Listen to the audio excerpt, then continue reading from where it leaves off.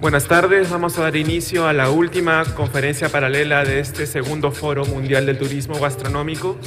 En esta oportunidad el tema es Mujeres Viajeras, cómo el turismo gastronómico responde a la feminización de la economía, que será moderado por Catherine Contreras y en el que participarán las periodistas Marilena Cornejo, Paola Miglio y María Luisa del Río, a quienes invitamos a subir al estrado.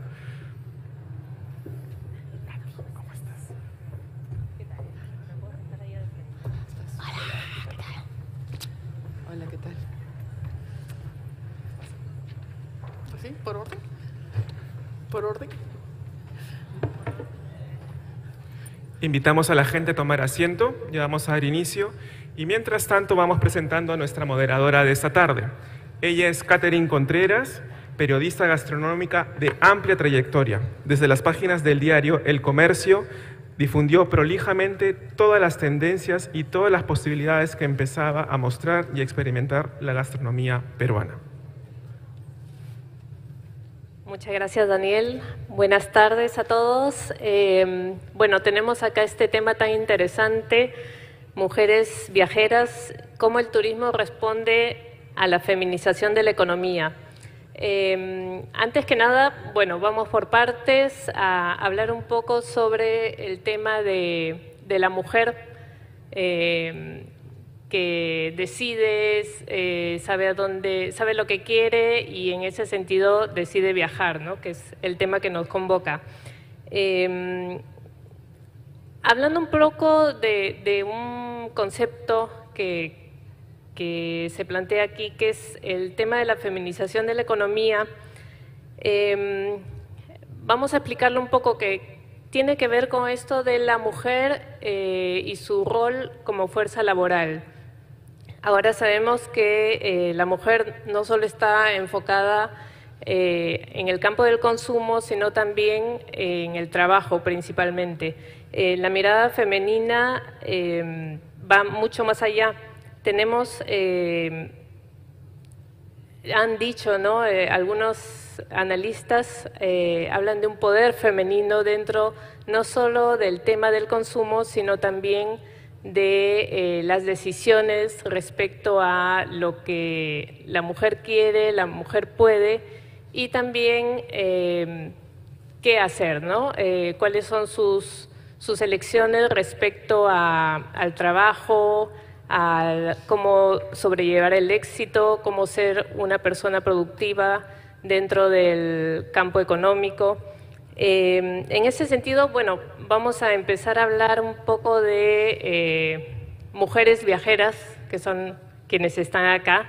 Permítame presentar a las panelistas. Tenemos acá a mi derecha a Marilena Cornejo. En el mundo gastronómico la consideramos la madre superiora de la gastronomía, amplia trayectoria, nos ha enseñado a muchos periodistas gastronómicos lo que sabemos ahora. Y bueno, ella es crítica gastronómica, tiene su columna Cucharón Contento en la revista Caretas, tiene también un Twitter que se llama Cucharón Viajero. Síganla para que sepan por dónde va ella, porque la verdad que desde que yo la conozco, que son varios años, creo que ya ha dado la vuelta al mundo más de 2 veces. Conoce muchos destinos interesantes y ella va a saber hablarnos precisamente sobre esta experiencia. A continuación, Paola Miglio, también periodista gastronómica, estudió literatura en la Católica y también ha viajado todo lo que ha podido hasta ahora y cada vez que vemos que no está en Lima es porque está en algún lugar o del Perú o del mundo investigando. Ella es editora del portal El Trinche, también bastante concentrado y dedicado en todo el tema gastronómico, con notas muy interesantes, muy bien enfocadas y sobre todo compartiendo todas esas riquezas que a veces están escondidas en nuestro Perú gastronómico. Y María Luisa del Río, ella también es periodista de gran carrera y también viajera incansable, se mete en todos los sitios a los que uno no suele llegar y bueno, escritora también, ella tiene varias obras en su haber, Por mencionar algunas nada más, Cusco Bizarro, una gran guía que ahora creo que todos los turistas, a la que todos los turistas recurren. Tenemos también El Perú Arde, Parece una agonía, Ey Soy Gay y Chía, que es una de sus últimas obras muy interesantes sobre este producto que, bueno, ha tenido una gran aceptación no solo en el Perú, sino en el mundo. Es columnista también de Perú 21, ha publicado en revistas como Somos, Etiqueta Negra, Cosas, Rolling Stone, IN, GPS, Dedo Medio, entre otras. Vamos a empezar entonces hablando de este tema que nos es común a todas, que somos mujeres viajeras.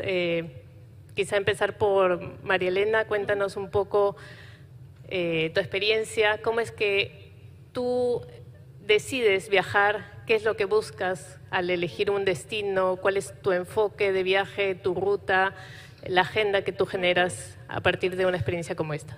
Bueno, ha ido cambiando mis objetivos de viaje, ¿no? Cuando era más joven priorizaba el Perú, obviamente, y después los destinos turísticos más conocidos, ¿no? Pero después de un tiempo lo que me pasa ahora es que prefiero más bien las ciudades pequeñas, las que podrían ser patrimonio histórico de la humanidad, porque son ciudades que combinan lo que es la riqueza monumental con la tradición, y generalmente su comida, que es una parte importante de todas estas viajes y visitas, no están tan contaminadas por lo que es la cocina internacional o la cocina turística, ¿no? Son pueblos que generalmente respetan mucho sus cocinas tradicionales, sus productos, trabajan con los productos y las técnicas de su entorno. Entonces, siempre es una experiencia enriquecedora, ¿no?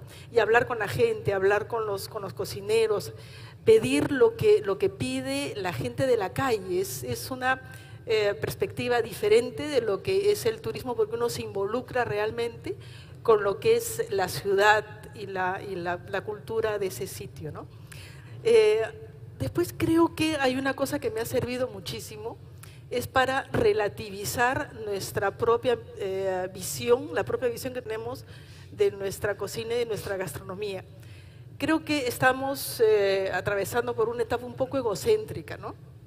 Nosotros pensamos que tenemos la mejor cocina del mundo, la biodiversidad más grande, un mar inagotable, pero sin embargo cuando viajamos vemos que en otros sitios también hay una diversidad increíble y también tienen productos maravillosos, ¿no?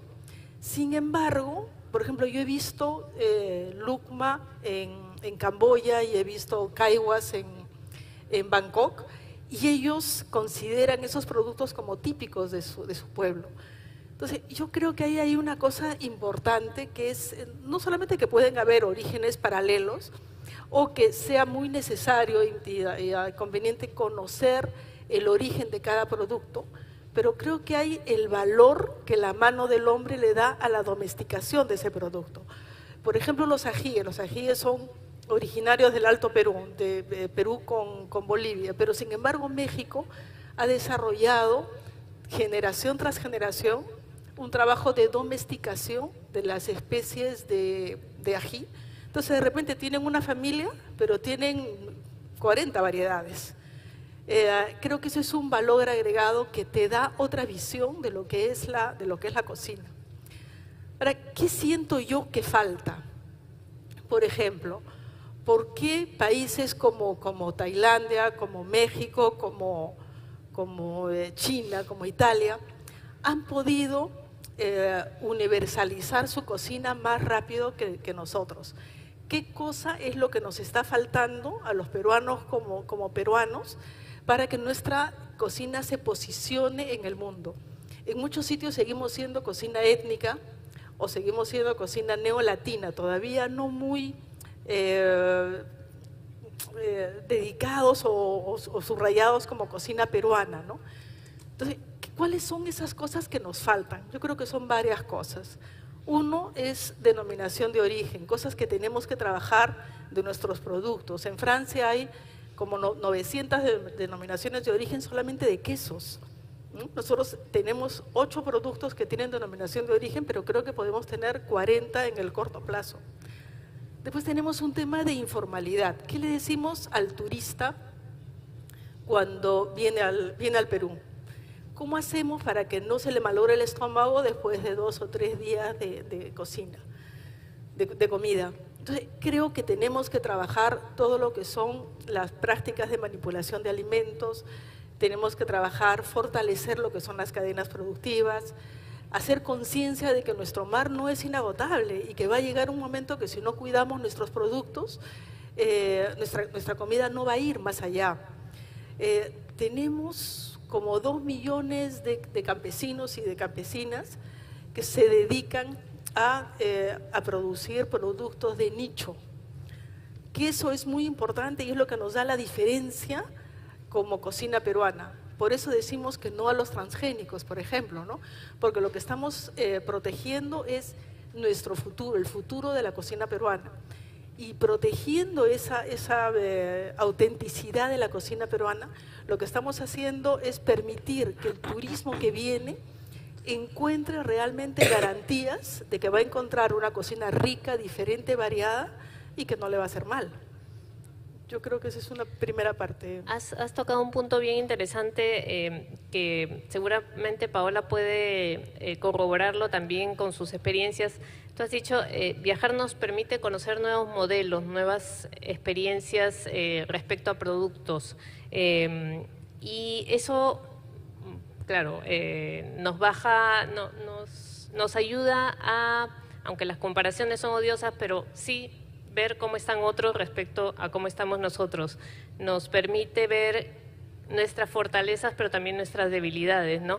En ese sentido, por ejemplo, en el caso de Paola, que también viaja mucho y viaja dentro de la región, lo que es interesante, ¿no? Conocer experiencias en otros países, experiencias gastronómicas que incentivan el turismo, es interesante para ver también qué podemos hacer nosotros, ¿no? Hacia qué camino poder dirigirnos y cómo, digamos, empoderar nuestras propias experiencias. En tu caso, tú que conoces un montón de experiencias locales, por ejemplo, ¿qué nos puede decir al respecto? Bueno, lo que yo me he podido dar cuenta bastante es en lo que tú mencionas, en toda la región, en estos últimos viajes que he hecho, es que hay bastantes proyectos de mujeres que para salir adelante, encargadas de sus casas, que para salir adelante empiezan a realizar pequeños negocios con cosas bastante típicas para que ofrecerlas al turista o al viajero y así ellas poder tener un ingreso más, ¿no? Entonces así se empiezan a crear proyectos y crear mini negocios, digamos, que luego empiezan a crecer. Por ejemplo, una de las últimas experiencias que tuve fue en Chaguay, que es una pequeña comunidad que queda en Sangarará, en Acomayo, en Cusco, a 1 hora y media de la ciudad. Y para llegar es bastante interesante porque tienes que pasar por toda esta ruta del barroco de las iglesias, donde primero están Dahuaylillas, luego pasas por Tipón, pasas por Oropesa, donde está el pan. Entonces es bastante entretenido el trayecto, llegas a esta comunidad y ellos han sabido cómo salir con la ayuda e intervención de ONGs y herramientas que les han dado para crear turismo rural en esta pequeña comunidad. Se han convertido en chacras o campos sostenibles, tienen sus fitotoldos y las mujeres crían cuis para mandar a sus hijos y a sus hijas a estudiar, ¿no? Al pueblo un poco más grande, más cercano. Lo interesante es que son las mujeres las que crían los cuis y son las mujeres las que se encargan de toda la cocina y todo este sistema. Y el ejemplo que conocí ahí, bueno, fue la señora Trinidad, que tiene este pequeño turismo rural donde tú puedes llegar y compartir con tu familia, quedarte ahí, pagar una tarifa, te quedas en la cabaña que han construido, que está muy bien, y vives con ellos, lo que ellos hacen diariamente. Y una de las personas de la comunidad tiene esta hija que se llama Dorita, que ayuda a la señora Trinidad. Dorita ha logrado ir a estudiar a una escuela de cocina y cuando conversé con ella me contaba que no quería irse, quería quedarse y quería hacer negocio en su comunidad porque tenía todos los recursos, tenía los recursos naturales, tenía el lugar y ella necesitaba que su pueblo tenía necesidad de eso para poder salir adelante. Entonces, esto lo he visto repetido en varios sitios, ¿no? Y me parece interesante porque además de ser una distinta forma de viajar para todos nosotros y de encontrar cosas y de conectar con la gente, que es lo más importante de un viaje, la gente, ¿no? Más allá del lugar y de las iglesias y de todo lo que puedas ver, lo importante de un viaje es la gente que vas a conocer, porque solo así te vas a enterar de lo que es la verdadera cultura y de la forma de vida, ¿no? Yo creo que ahí está como que el mayor potencial que tenemos, ¿no? Y para eso hay que darles herramientas, ¿no? Entonces, a ver de dónde salen esas herramientas, ¿no? Claro. El conectar con la gente es definitivamente un aspecto que a veces, no sé si relegamos cuando de elegir un destino turístico se refiere, ¿no? O sea, normalmente decimos, bueno, nos vamos a, no sé, a Puno porque está el lago Titicaca, nos vamos a Trujillo, a Piura o a Tumbes por sus playas, pero nos olvidamos mucho de la gente. En ese sentido, por ejemplo, me gustaría, María Luisa, tú tienes este enfoque que conecta mucho con el destino, que es su gente, y específicamente las mujeres. Y las mujeres, nos decías hace un momento, fuera de micros, que las mujeres están muy conectadas a la autenticidad de la zona donde pertenecen, ¿no? Que pueden ser sus productos, pueden ser sus formas, no sé, de compartir con el visitante, la experiencia que les pueden dar, y dentro de esta experiencia obviamente lo gastronómico está también incluido, ¿no? Sí, bueno, mi experiencia de viaje es un poco accidental. Yo empecé a viajar a los 22 años por curiosa y traté de que mi trabajo se pudiera sostener en tema de regiones y de todo lo que no fuera Lima, entre otras cosas porque no estoy cómoda en las ciudades. Y me fui haciendo de una carrera por el hecho de que ya conozco bastante el Perú, si bien no lo conozco todo porque es inmenso. Y mucho del trabajo que he hecho ha sido por temas medioambientales, que están necesariamente ligados a la tierra. Y gastronómico no he hecho mucho, pero el anteaño pasado hice un libro sobre la chía que me introdujo un poco en el tema de las publicaciones gastronómicas. Sea cual sea la razón de mi viaje, porque digamos que se me convoca para distintas razones y soy independiente, pero siempre alguien me pide que viaje a algún lugar, sea por una consultoría ambiental o para escribir un libro o por iniciativa propia. También he vivido en la costa norte, en el Valle de Urubamba, en la selva norte. Digamos que la vida me ha conectado necesariamente con la gente porque son experiencias un poco de largo aliento, no son cortos mis viajes. Y lo que he visto, y les comentaba a ustedes porque estuvimos intercambiando unos emails antes de estar acá, y yo estaba un poco aterrada porque sentía que no podía sostener una conversación, un discurso largo sobre el tema. Me sentía un poco insegura porque Paola y María Elena están mucho más metidas en gastronomía. Sin embargo, me di cuenta que sí, que tengo bastante conocimiento de nuestro territorio y de nuestro territorio agrícola, que si bien es pequeño, porque creo que solo el 17% de nuestras tierras son agrícolas, sin embargo es de una riqueza inmensa, y que esta siempre está vinculada en el campo a las mujeres, mientras que en la ciudad creo que está clarísimo que el mundo de la gastronomía está bastante dominado por los hombres. Y creo que la razón de eso es que en Lima hemos desarrollado una cultura de chef, de gente que estudia y que si bien se interesa por el producto, no necesariamente lo trabaja. Mientras que cuando uno llega al campo, en este tema de género, encuentra al hombre quizás más metido en el mercado, tratando de vender sus productos, y la mujer también, pero la mujer siempre está muy ligada a la tierra, con ese sentido casi religioso que tienen con la tierra.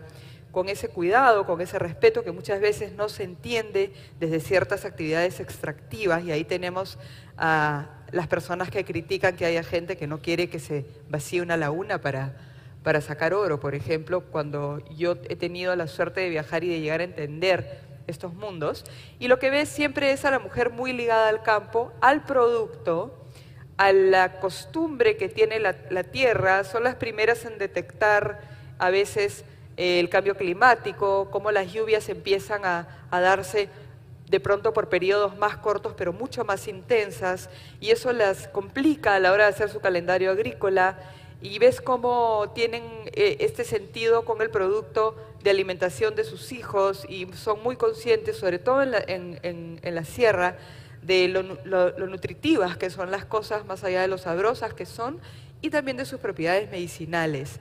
El conocimiento de las propiedades medicinales, una vez más, el chamán siempre es hombre, pero la que está realmente curando en el día a día y atendiendo partos y esas cosas es la mujer. Me ha impresionado y me ha dado más valor a mí como escritora, como persona y como periodista, ver esa capacidad que tienen de curar con su alimento, y de cómo en la ciudad habemos personas que hemos aprendido también a curarnos cambiando un poco nuestra manera de comer.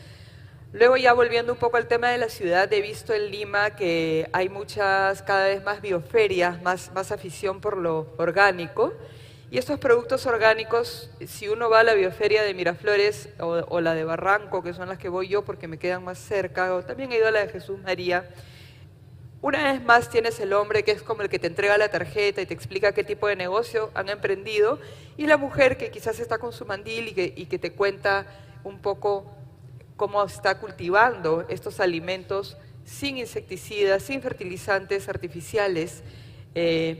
Insisto, como María Elena, en que PPK, no estoy con Keiko por si acaso, pero me parece que PPK está muy equivocado cuando pretende promover el ingreso de los transgénicos al Perú. Si bien es un tema que se está estudiando, tenemos una moratoria de 10 años a la que le quedan creo que 5, y definitivamente el presidente que venga es el que va a decidir el ingreso o no de los transgénicos al Perú, y ahí nos toca a todos una campaña fuerte, ¿no? Pero volviendo un poco al tema de la mujer, estoy totalmente convencida de que si hay alguien ligada a la tierra y al producto en nuestro país, sobre todo en los Andes, porque en la selva no hay tanta agricultura como se piensa, es la mujer, y es con este sentido maternal de acercamiento a sus cultivos, y también de respeto a la tierra.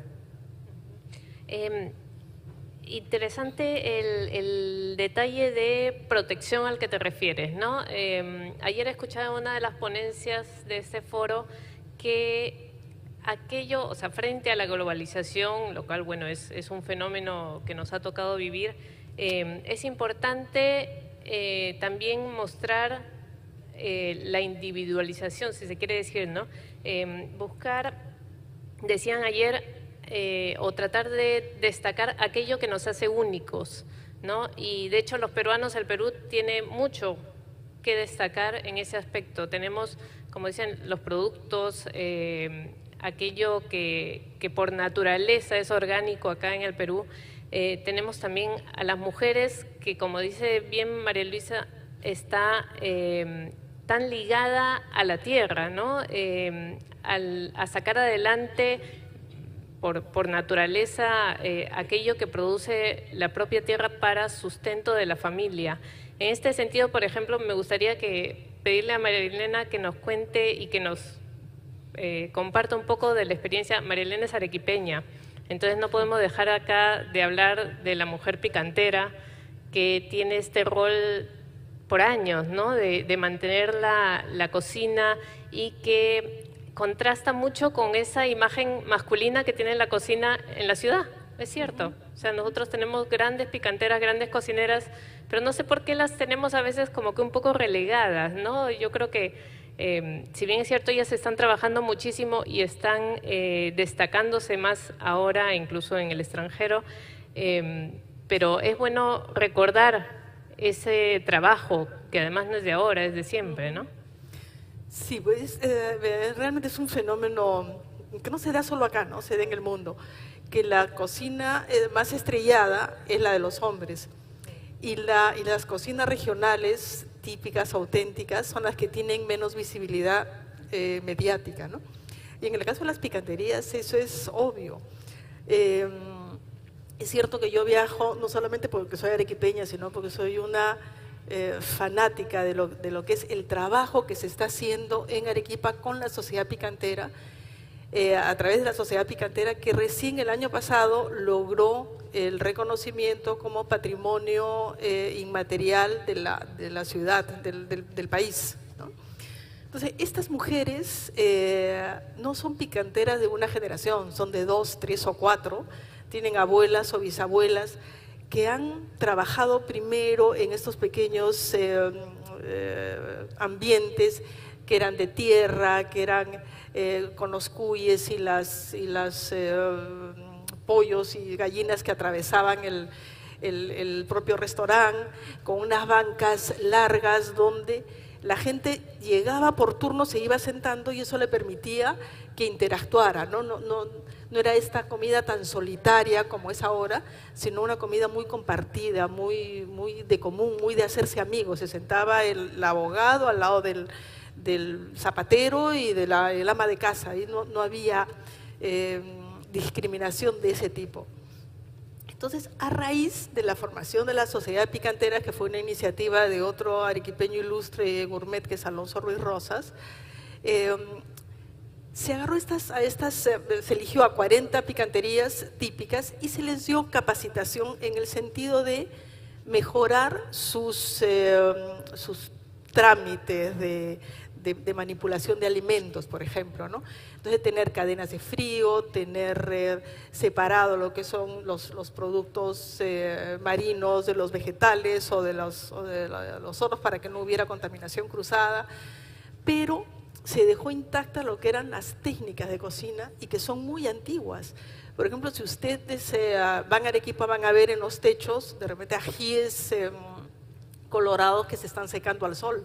Se siguen secando al sol, una técnica que es muy antigua, se deshidratan y después se ponen en el calostro de las cocinas de carbón o de leña, y ahí se terminan de secar los ajíes. Entonces tienen ese sabor ahumado y soleado, y así como los ajíes se trabajan los huesos, se trabajan los ¿cómo se llama? Los choclos, las ocas, bueno, en fin, una serie de productos, ¿no? Entonces, se mantienen las técnicas tradicionales, pero lo que se mejora son la manipulación de alimentos. Ahora, estas cocinas demuestran lo que es la presencia silenciosa de la mujer en la cocina, que creo que es tan importante, ¿no? Y que poco a poco va agarrando terrenos que han sido tradicionalmente tomados, atribuidos a los hombres. Por ejemplo, en el caso de la comida regional es obvia, en Lima también tenemos a Paola Palacios con Huancahuasi, que de ser un restaurante campestre en Huancayo, ahora se ha convertido en un gran restaurante que tiene como 3 locales en Lima, uno en Lima, el otro en La Molina y el tercero en Lurín. Está La Paisana, bueno, todo lo que son comidas regionales están a cargo de mujeres. Los otros todavía están a cargo de los hombres, ¿no? Sobre todo los restaurantes más conocidos. Pero lo que iba es que la presencia de las mujeres se está dando. Por ejemplo, tenemos a Carolina Hueche, que acaba de inaugurar un local de parrillas, es la única mujer parrillera. O Karen Álvarez, que acaba de ganar el concurso de bartender. Entonces, son espacios donde la mujer cada vez está entrando más, fuera de los temas que siempre ha manejado. Por ejemplo, además de las cocinas familiares, los menús que había mencionado Paola, el catering, y todo lo que son las actividades afines o indirectas de la gastronomía. Por ejemplo, la cerámica.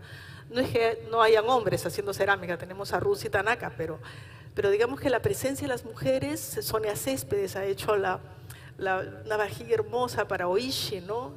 El restaurante del querido Toshiro, a quien va un recuerdo y un homenaje. Roxana Artacho, que hizo parte de la vajilla de Astrid y Gastón, porque comienzan a trabajar con conceptos. Por ejemplo, el menú es Costa, Sierra, Selva, y lo que hace la ceramista o la artista es reinterpretar en vajilla ese tipo de cocina, ¿no? Entonces, creo que hay una serie de espacios donde la mujer está trabajando siempre silenciosamente. Jalpanina, me olvidé mencionarla, que creo que es la pionera en este tipo de trabajos, ¿no? Pero a lo que voy es que es ese gran trabajo de las personas del mercado, las personas de las cocinas regionales, que creo que todavía no se le da el peso y el valor que tienen en lo que es la marcha económica del país. Y un dato adicional, ¿no? La gastronomía creo que es el motor, la locomotora de desarrollo del país, o sea que jala un montón de vagones. Tiene un porcentaje, creo que es la cuarta parte del PBI, son ingresos propios, directos o indirectos de la gastronomía. Pero sin embargo, ningún candidato de la última elección ha mencionado a la gastronomía como parte de su plan de gobierno. Quiere decir que todo este boom gastronómico, todo este trabajo que se realiza sigue estando en un segundo plano.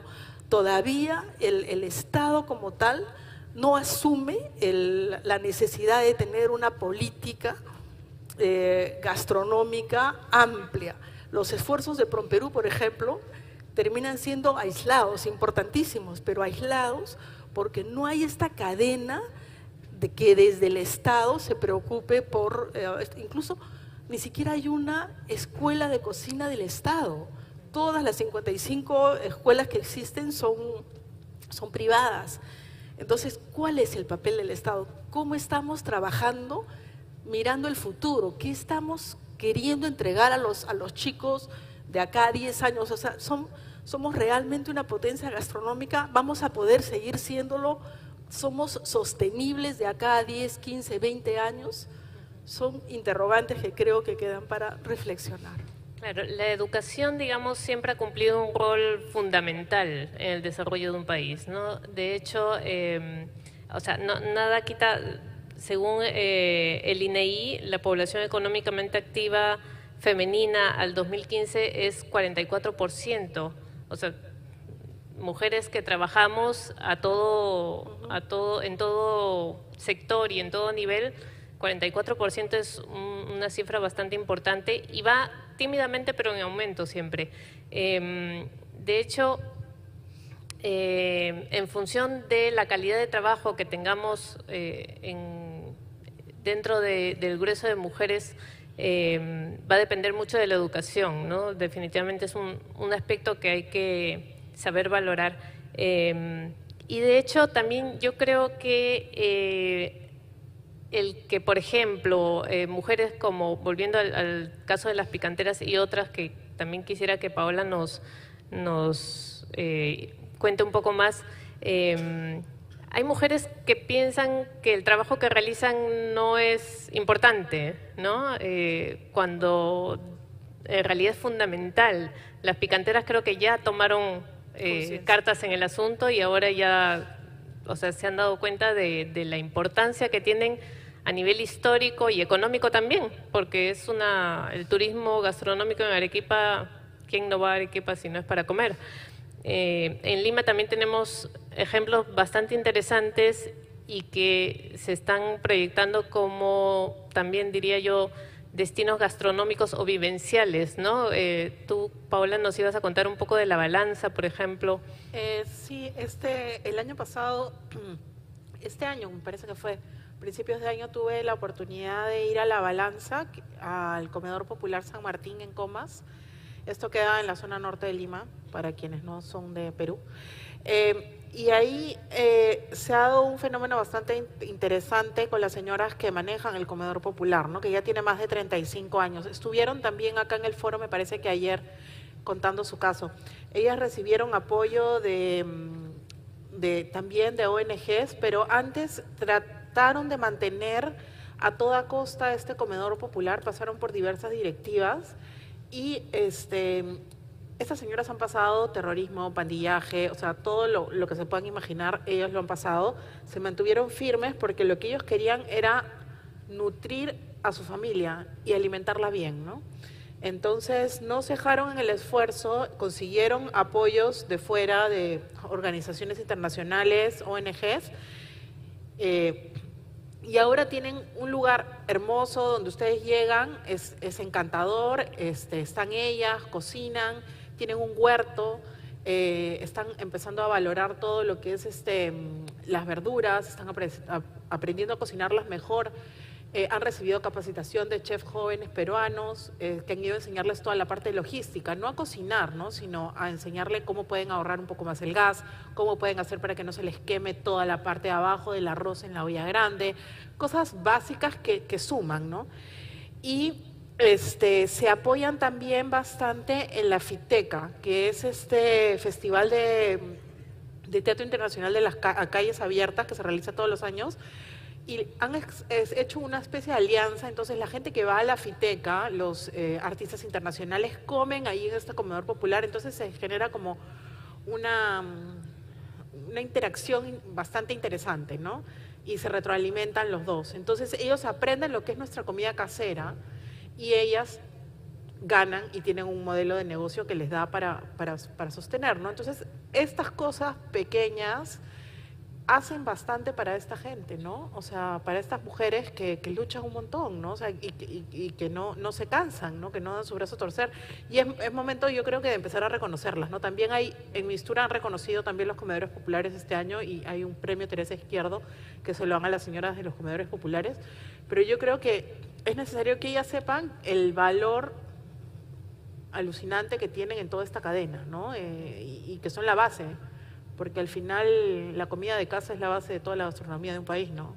O sea, yo lanzo una pregunta, a ver, a lo mejor, María Elisa, tú que te conoces el Perú, digamos, profundo, ¿no? Tantos destinos que quizá uno ni se imagina. ¿Puede lo doméstico, desde la figura de la mujer, ser un destino turístico gastronómico? Debería serlo, debería serlo. Hace muchos años que no voy a Europa, pero estuve hace creo que 20 años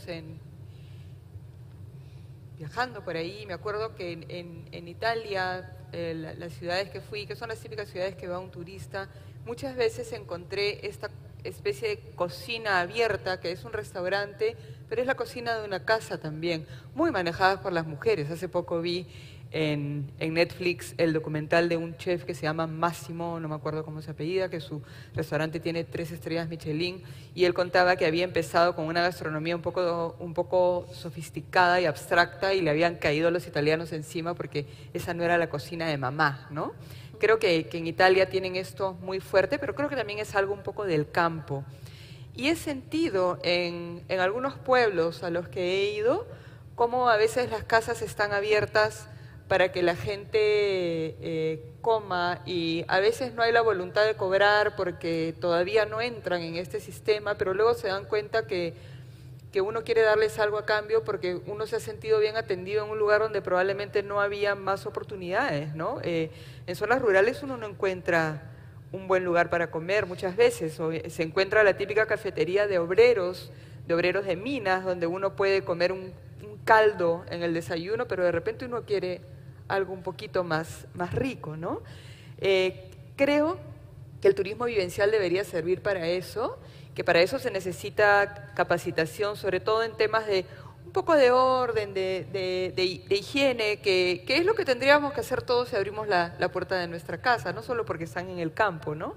Y siempre valorando la cocina tradicional que tienen, que a veces se muestra con un poquito de vergüenza, pensando que no es bueno lo que hay, porque no se les ha dado la atención suficiente, ¿no?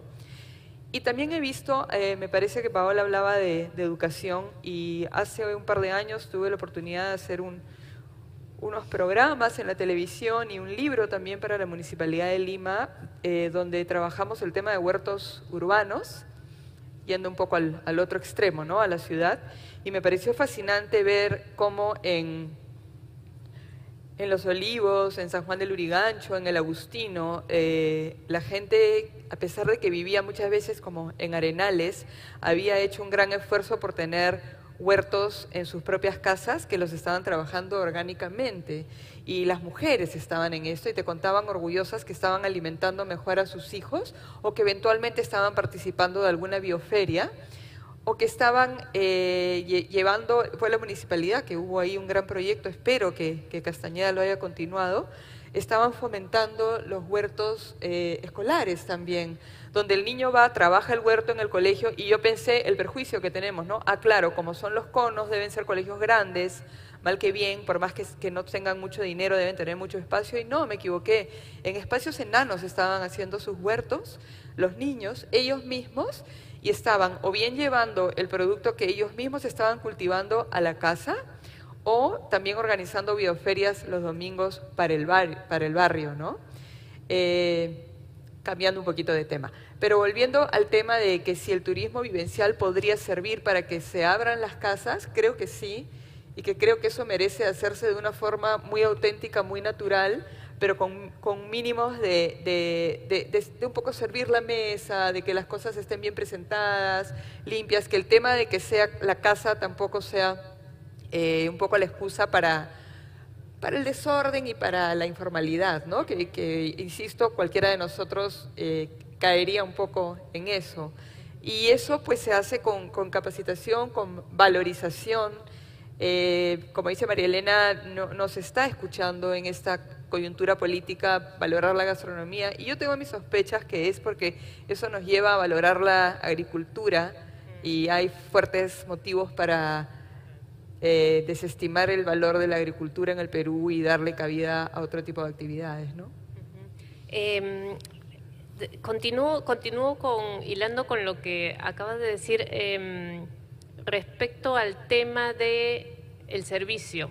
Por ejemplo, y esto sería simpático que lo desarrollen también, es importante,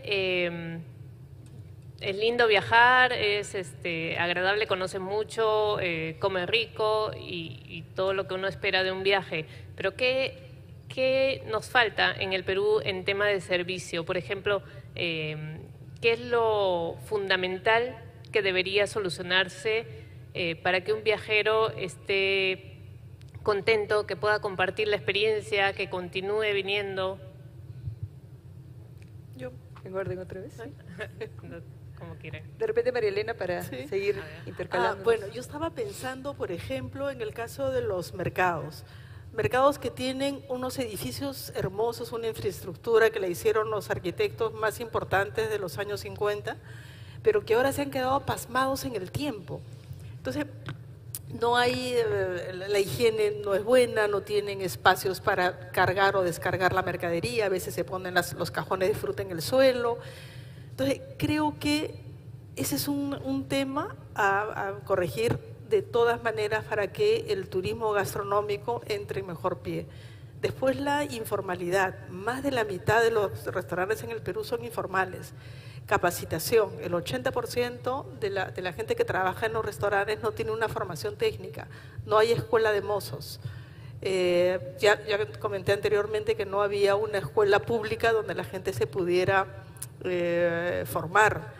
Entonces, creo que el tema, como decía María Luisa, de informalidad y el tema de mejorar la higiene, de mejorar los procesos, esa es una tarea pendiente si es que queremos convertirnos en una potencia gastronómica. ¿Yo? Bueno, también creo que el ser periodistas nos da el rango de viaje completo, ¿no? O sea, desde el periodista mochilero, que sales con tu mochila y vas a los lugares donde pagas lo menos que puedes para poder gozar del lugar, hasta las oportunidades de ir a súper restaurantes y súper hoteles 5 estrellas y más allá. Entonces, cuando tú ves todo ese rango, ahí empiezas a notar las carencias, ¿no? Pasa en todos, creo yo, ¿no? Y como dice María Elena, yo creo que ese es lo que hay que apuntalar, ¿no? Y va por la parte del servicio, me parece. Creo que nos hemos enfocado demasiado en comer bien y no en cómo te atienden cuando comes, que no significa un servilismo, significa una atención correcta, ¿no? Eso hay que quitárnoslo de la cabeza. Significa encontrar un balance en el que el comensal se sienta bien y que la persona que atiende al comensal también. Entonces yo creo que ahí es lo que nos falta reforzar, ¿no? Toda la parte de servicio que se está haciendo con Pachacútec, me parece, ¿no? Pero es la única escuela, creo, que lo está haciendo. Y es privada. ¿Ah? Y es privada. Y es privada, o sea, eso es lo único que nos falta, ¿no? O sea, no lo único, pero una de las grandes cosas. Yo creo que mejorar esta oferta más casera, más artesanal, también pasa por valorarla, ¿no? Y a mí me gustaba mucho cuando Gastón Acurio ponía en valor a gente que estaba en carretillas, en las esquinas, sirviendo a miles de millones de personas que caminan por Lima apuradas y necesitan comerse algo al paso. Y no creo que sea una gran molestia que en una esquina haya un carrito de molientero, pero eso depende mucho de los distritos, ¿no? Yo veo en Miraflores, que es el distrito donde vivo, veo a estos panaderos que salen en las tardes y que tienen, más que pan, tienen como budín de pan y orejitas de chancho, tienen dulces en estas carretillas blancas, y ellos también están limpios, muy bien vestidos, pero que están escondidos porque el serenazgo de Miraflores no les permite trabajar. Y a mí me da miedo a veces pensar en una Lima que termine cada vez más pareciéndose a estas ciudades frías donde uno no encuentra nada al paso en las calles. Y creo que eso tiene que ver con un temor a vernos como un país subdesarrollado, con una persecución a veces equivocada de parte del sistema tributario a gente que no necesariamente está complicando la economía con su actividad, ¿no? Y en el sentido también de los mercados y de la higiene, creo que es un tema de educación y de estímulo también. Siempre tiene que haber un incentivo, y el incentivo de repente es, no sé, volviendo al tema de los impuestos, de repente se puede hacer que esa gente no tenga que pagar tantos impuestos y puede invertir un poco más en tener las cosas como más limpias, de pronto más nuevas también, alguna cosita que ya tienen muy vieja, las mismas ollas, ¿no? Que ya sabemos que con el tiempo hay que cambiarlas. Creo que hace falta valorar esa cocina más chiquita, que no es la que está en la guía Sumum, que no es la que está en las páginas de los diarios, que no es la del chef como el qué sé yo, como la figura, ¿no? Casi como un actor, porque yo me temo que eso se puede perder a la larga y que nuestra gastronomía se quede en un nivel premium que no es un poco lo original en el Perú, ¿no? Claro, afianzar la base de esa pirámide que es la gastronómica, y de hecho que con esta conversación que hemos tenido hoy día notamos que la mujer tiene una presencia bastante importante, ¿no? Fundamental, ya lo vemos, ¿no? Por más que quizás sean los hombres los que salen siempre en la televisión o en las noticias, pero no es tanto que detrás de un gran hombre hay una gran mujer, está al lado, ¿no? Y comparten y deben compartir los créditos.